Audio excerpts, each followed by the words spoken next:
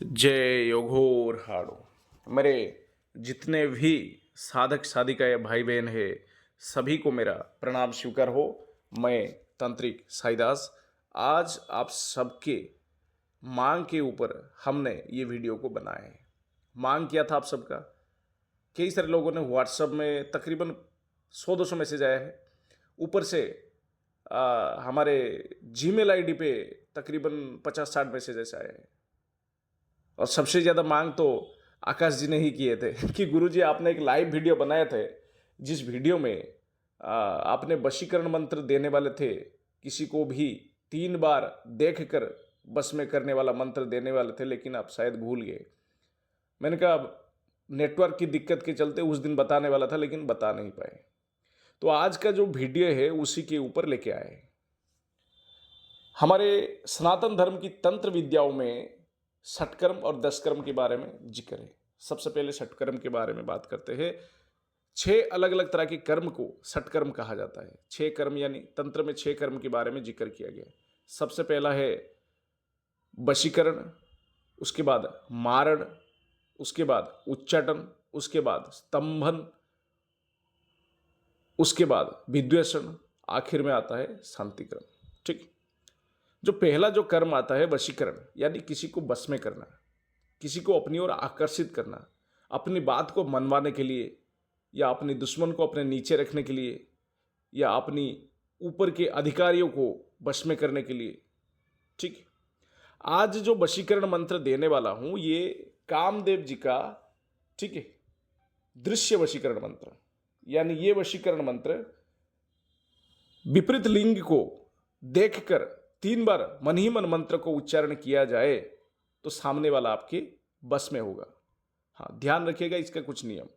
सबसे पहले ये जो वशीकरण मंत्र है ये विपरीत लिंग, यानी आप अगर पुरुष हो तो आप सामने वाले स्त्री को या किसी लड़की को देखते हुए मन ही मन बोलोगी मंत्र को, तो सामने वाला आपके बस में हो जाएगा। यानी आप जो कहोगे सामने वाले को वो उस हिसाब से करेगा। कोई औरत किसी पुरुष को देखकर अपनी मन ही मन मंत्र को 3 बार दोहराता है और सामने वाले से जाके कहता है कि मेरा फलाना काम है, ये आप कर दीजिए, या जो भी कहता है वो उस हिसाब से करता है। इसीलिए कहा गया है ये विपरीत लिंग को देखते हुए मन ही मन मंत्र जप करने से ही काम करेगा। यानी कोई पुरुष सामने वाले पुरुष को ये मंत्र से बस में नहीं कर सकता है, या कोई औरत दूसरे औरत को ये मंत्र से वशीकरण नहीं कर सकता है। ये मंत्र कभी भी पढ़ा जा सकता है, इसका कोई समय सीमा नहीं होता है। कभी भी आप, जब आपके सामने कोई व्यक्ति आए, आप औरत है तो सामने वाले को देखकर मंत्र पढ़े तो वो आपके बस में होगा। हाँ, ये बात ध्यान रखिएगा, सामने वाले आपको पहचानना जरूरी है। यानी आप किसी को भी रास्ते में चलते हुए देखते मंत्र पढ़ोगे तो ये काम नहीं करेगा। या आप किसी को, अनजान व्यक्ति को देख लोगे पार्क में या कहीं पे भी, आप सोचोगे कि ये मेरा बस में हो जाएगा, ऐसा नहीं होता है। सामने वाला आपको पहचानना जरूरी है। हाँ, तो मंत्र पढ़ने से पूर्व सामने वाले के साथ जान पहचान करवा लीजिए पहले। ठीक। उसके बाद उसको देखते हुए इस मंत्र का 3 बार मन ही मन उच्चारण करते हो तो वो सामने वाला व्यक्ति आपके बस में हो जाएगा। यानी आप जो जैसा कहोगी, जिस तरीके से कहोगी, वो उसी तरीके से कार्य करेगा। हाँ, किसी को संभोग सुख प्राप्ति करने के लिए ये कार्य ना किया जाए तो अच्छा रहता है। मतलब किसी के साथ सिर्फ सोने के लिए, अपनी बिस्तर गर्म करने के लिए इस मंत्र का इस्तेमाल करना पाप की श्रेणी में गिनती किया जाता है। ठीक। अच्छे कार्य के लिए, जैसे आपकी कोई बात मनवाना हो, या सामने वाला आपकी इच्छा अनुसार कार्य नहीं कर रहा है, या किसी के साथ आप शादी करके घर संसार गृहस्थ जीवन व्यतीत करना चाहते हो, तो ऐसे समय में इस मंत्र को काम में लिया जा सकता है। क्योंकि ये कामदेव का मंत्र है, ये कोई शैतान मंत्र नहीं है या कोई प्रेत भूत का मंत्र नहीं है। ठीक है, मन ही मन मंत्र को पढ़ना है। कुछ खास नियम मैं बता दे रहा हूं। होठ हिलेगा कोई दिक्कत नहीं है, लेकिन कोई सुनाई नहीं देना चाहिए इस मंत्र। किसी को, किसी दूसरे इंसान को यह मंत्र सुनाई नहीं देना चाहिए। ठीक है। और एक खास बात जो है, मंत्र की उच्चारण सटीक होना चाहिए। मैं मंत्र डिस्क्रिप्शन बॉक्स में लिख दूंगा या स्क्रीन पे भी मंत्र लिख दूंगा, लेकिन मंत्र की सटीक उच्चारण होना जरूरी है। आप अगर मंत्र गलत पढ़ते हो तो ये कोई भी काम नहीं करेगा। हाँ, मैंने पहले भी आपको कह चुका हूं, सामने वाला आपको पहचानना जरूरी है, तभी आपके बस में होगा। वो आपको जानता नहीं, पहचानता नहीं, पहली बार देख रहा है, आप उसको देख के मंत्र पढ़ोगी तो वो आपके बस में नहीं होगा। हाँ, पहले आप जान पहचान बढ़ा लीजिए, फिर उसको देखते हुए मंत्र पढ़ोगी तो काम करेगा।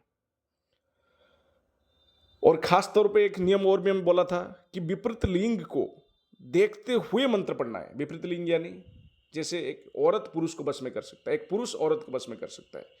ये समलिंगी या औरत औरत को बस में नहीं कर सकता है, या एक समलिंगी दूसरे समलिंगी को बस में नहीं कर सकता है, या कोई समलिंगी मतलब कोई पुरुष पुरुष को बस में नहीं कर सकता है। ये नियम लागू होता है, ठीक है। इसमें बाकी कोई नियम का मायने नहीं रखता है। हाँ, सोच क्रिया करते वक्त ये मंत्र का उच्चारण नहीं करना चाहिए, ठीक। मंत्र मैं बता दूंगा, लेकिन मंत्र सुनने के बाद भी आप इस्तेमाल करोगे काम नहीं करेगा। क्यों? क्योंकि यह मंत्र दीक्षा के तौर पे लेना पड़ेगा। आप अगर इस मंत्र का इस्तेमाल करना चाहते हो तो आप मुझसे दीक्षा के तौर पे मंत्रों को लीजिएगा। तो मेरा कार्य क्या रहेगा, मैं आपको मंत्र देने से पूर्व मंत्र को पहले जागृत करूंगा आपके नाम पे। ये मंत्र आपके लिए, ये मंत्र जागृत कर दिया गया है जागृत विधि से, और आपको दिया जाएगा, फिर आप इसका इस्तेमाल करोगे, काम आएगा, ठीक है। बिना दीक्षा लिए, बिना मंत्र जागृत करे ये मंत्र देख लेते हो या पढ़ लेते हो तो कोई काम के नहीं है। तो इसका इस्तेमाल बेहद ही आसान सा है। सामने वाले व्यक्ति आपको पहचानना जरूरी है, जान पहचान पहले से ही कर लीजिए। फिर उसके बाद उसको देखते हुए 3 बार मन ही मन मंत्र पढ़ोगी। फिर कुछ समय बाद उसके सामने जाके बोलोगी कि मेरा ये काम है, आप कर दीजिए, तो वो मना नहीं करेगा, वो करेगा। जो भी कार्य बोलोगी, जैसे कार्य बोलोगी कि वो आपको कार्य करेगा, क्योंकि वो आपके बस में रहेगा। तब बेहद ही आसान सा उपाय था। इसी बात को हम एक लाइव वीडियो में बताने वाले थे, लेकिन समय की कमी के चलते और नेटवर्क की दिक्कत के चलते हमने बता नहीं पाए थे कुछ खास नियम।